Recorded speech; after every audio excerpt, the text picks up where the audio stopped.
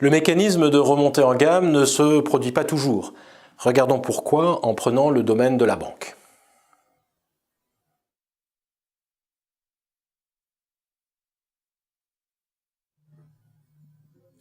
Dans les années 80, les courtiers ont disrupté les banques en offrant des services en direct. N'ayant pas d'infrastructure, réseau d'agences des banques, qui est très coûteux, ils ont pu développer une offre low cost. S'ils avaient créé une relation en direct avec des clients souvent aisés, ces acteurs auraient pu entamer une montée en gamme. Mais cela ne s'est pas produit. L'une des raisons est sans doute que, pour ce faire, ils auraient dû investir dans des locaux. En effet, monter en gamme nécessite dans ce cas de créer une relation physique avec ses clients. Il y a donc une discontinuité entre l'entrée de gamme et le segment supérieur dans le cas de la banque. Cette discontinuité impose au nouvel entrant, s'il veut monter en gamme, de reproduire le même modèle économique que l'acteur en place, c'est-à-dire de créer une infrastructure très différente de celle qui lui a permis de rentrer par le bas initialement. Cette discontinuité n'est pas impossible à surmonter.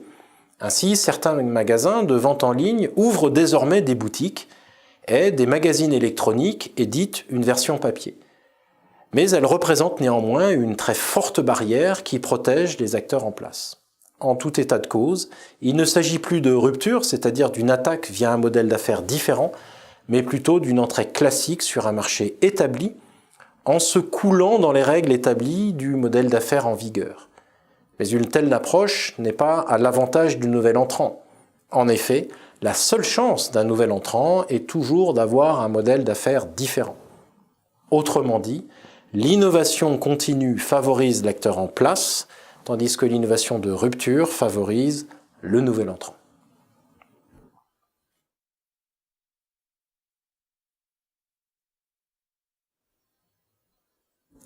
Ce conflit explique aussi les difficultés actuelles des marques de luxe, des constructeurs automobiles japonais par exemple. Après un succès initial incontestable dans les années 80, Lexus, Acura, Infiniti sont à la recherche d'un second souffle, tandis qu'Audi, BMW, Mercedes ne se sont jamais aussi bien portés. Le segment exige un renouvellement fréquent des modèles pour être toujours à la pointe de la technologie, ce qui nécessite des investissements très importants sur des très longues périodes. Pour une marque spécialisée dans le haut de gamme, cela ne pose pas de problème en soi, car elle est motivée pour cela, elle y a intérêt. Pour une marque généraliste, en revanche, il y a nécessairement conflit avec les autres divisions, qui, elles aussi, réclament des investissements importants. Les Japonais n'ont pas eu la discipline nécessaire pour s'engager sur le long terme dans ce segment de luxe, tout simplement parce qu'ils avaient d'autres segments, ce qu'a d'ailleurs récemment reconnu le président de Toyota. On retrouve une nouvelle fois la notion de conflit de modèle d'affaires entre un modèle généraliste chez Toyota et un modèle haut de gamme.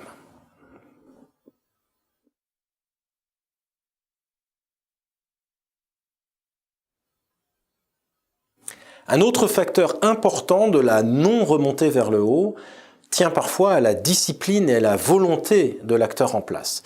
C'est particulièrement évident dans le cas d'acteurs comme Bic, Tati, Leader Price ou Ikea, qui après des dizaines d'années de présence dans l'entrée de gamme, y sont toujours fortement présents et ont relativement bien résisté à la tentation de remonter.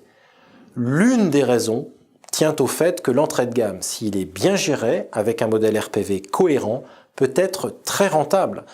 Alors que nous l'avons vu, la remontée est un pari potentiellement très coûteux et très risqué s'il y a une discontinuité ou un manque de persistance.